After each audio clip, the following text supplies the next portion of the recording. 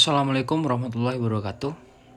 Di sini saya Ilham Taufikur Rahman akan menjelaskan tentang tugas mata kuliah Teknologi Bahan, yaitu tentang kayu laminasi silang. Di sini saya beranggotakan dua orang teman saya, yaitu Muhammad Ali Muhtar dan Rafiadatur Rojatul Ula. Kami dari Fakultas Teknik Sipil Universitas Madura. Masuk ke dalam pembahasannya, yaitu sejarah bangunan dan bahan bangunan. Bangunan adalah struktur buatan manusia yang terdiri atas dinding dan atap yang didirikan secara permanen di suatu tempat. Bangunan juga bisa disebut dengan rumah atau gedung, yaitu segala sarana prasarana atau infrastruktur dalam kebudayaan dan kehidupan manusia dalam membangun peradabannya. Bangunan memiliki beragam bentuk, ukuran, dan fungsi serta telah mengalami penyesuaian sepanjang sejarah yang disebabkan oleh beberapa faktor seperti bahan bangunan, kondisi cuaca, harga, kondisi tanah, dan alasan estetika. Pada awalnya, manusia hanya memanfaatkan apa yang ada di alam sebagai sarana prasarana ataupun infrastruktur dalam kehidupannya, seperti halnya memanfaatkan gua sebagai tempat tinggal, kemudian memanfaatkan apa yang ada di alam sebagai bahan-bahan untuk membantu infrastruktur seperti halnya batu, tanah, dan kayu. Kemudian, setelah ditemukan bahan-bahan tambang yang dapat digunakan untuk membuat alat atau benda yang menunjang sebuah bangunan seperti halnya barang logam, dan mengolah bahan-bahan alam seperti mengolah batuan kapur, pasir, dan tanah. Dalam perkembangannya, manusia membuat bahan-bahan bangunan dari hasil industri atau buatan manusia yang bahan-bahannya bakunya diambil dari alam. Yang selanjutnya adalah sejarah terciptanya material kayu laminasi. Paten pertama yang menyerupai CLT pertama kali dikembangkan pada tahun 1920 oleh Frank J. Walsh dan Robert L. Watts di Tacoma, Washington. Namun banyak sumber tanggal paten pertama kembali ke tahun 1985 ketika dipatenkan di Prancis. Perkembangan signifikan kemudian dibuat di Austria ketika Gerhard Schickhöfer mempresentasikan penelitian tesis PhD-nya tentang CLT pada tahun 1994. Memanfaatkan teori yang dia kembangkan selama penelitiannya, Schickhöfer mulai bekerja dengan 3 pabrik pengrajin kecil dan asosiasi pengrajin kayu untuk memulai produksi CLT dengan bantuan dari beberapa dana pemerintah.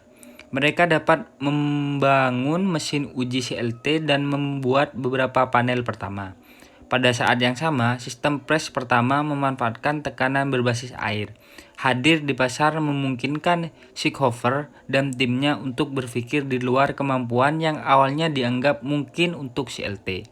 Setelah penelitian ekstensif selama bertahun-tahun, Schickhöfer menyerahkan hasilnya kepada Badan Pemerintah Austria dan UE yang menangani persetujuan bahan untuk produk komersial dan pada Desember 1998 disetujui. Yang selanjutnya adalah cara pembuatan material kayu laminasi silang. Pembuatan CLT umumnya dibagi menjadi 9 langkah.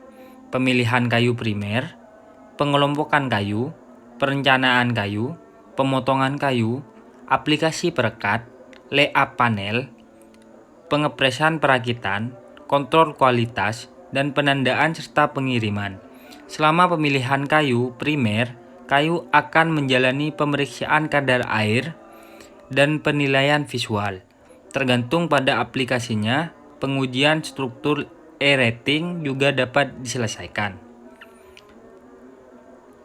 Kelebihan dan kekurangan material kayu laminasi silang. Sebagai bahan bangunan, CLT memiliki banyak keunggulan. Fleksibilitas desain, CLT memiliki banyak aplikasi dan konstruksi karena dapat digunakan untuk dinding, lantai, dan atap. Ukuran panel juga mudah bervariasi karena hanya dibatasi oleh tempat penyimpanan dan transportasi. ke lokasi. Sadar lingkungan. CLT adalah bahan yang terbarukan, hijau, dan berkelanjutan. Jika pohon yang digunakan untuk membuatnya bersumber dari hutan yang dikelola secara efisien. Ada juga beberapa kelemahan yang terkait dengan CLT. Biaya, karena CLT adalah bahan yang lebih baru untuk Amerika Utara. CLT hanya diproduksi di beberapa wilayah, umumnya di Pasifik Northwest. Mengangkut panel CLT melintasi jarak yang berpotensi sangat jauh akan menimbulkan biaya tambahan di muka. Beberapa sumber juga menunjukkan bahwa biaya produksi CLT lebih besar dari bahan bangunan lain yang bisa digunakan karena kebaruan sistem dan kekurangan permintaan saat ini. Contoh bangunan yang menggunakan material kayu laminasi. Pavilion. Pada bulan September 2016, struktur mega tabung kayu pertama di dunia dibangun di Chelsea School of Art di London. Menggunakan panel CLT kayu keras. Smile. Sepanjang 115 kaki, dirancang oleh arsitek Aliasan Bock dan direkayasa oleh Arup. Bekerja sama dengan American Harvard Export Council untuk Festival Desain London.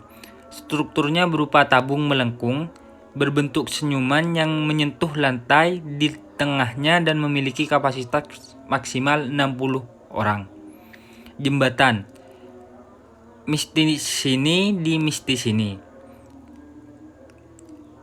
Quebec, Kanada adalah jembatan sepanjang 160 meter yang melintasi celah Uapiscicus, dirancang oleh Stantec dan selesai pada tahun 2014.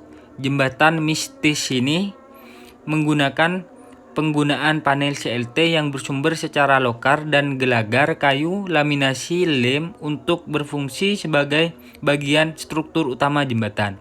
Jembatan ini memenangkan berbagai penghargaan termasuk National Award of Excellence dalam kategori transportasi pada acara tahunan ke-48 Association of Consulting Engineering Companies atau ASEC dan juga Engineering of Better Canada Award.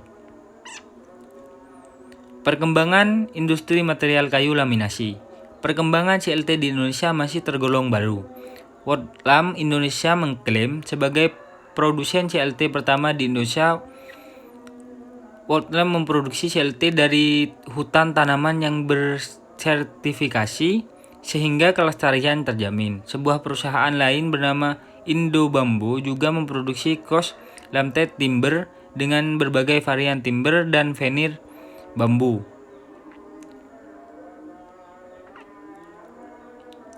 Ya, terima kasih.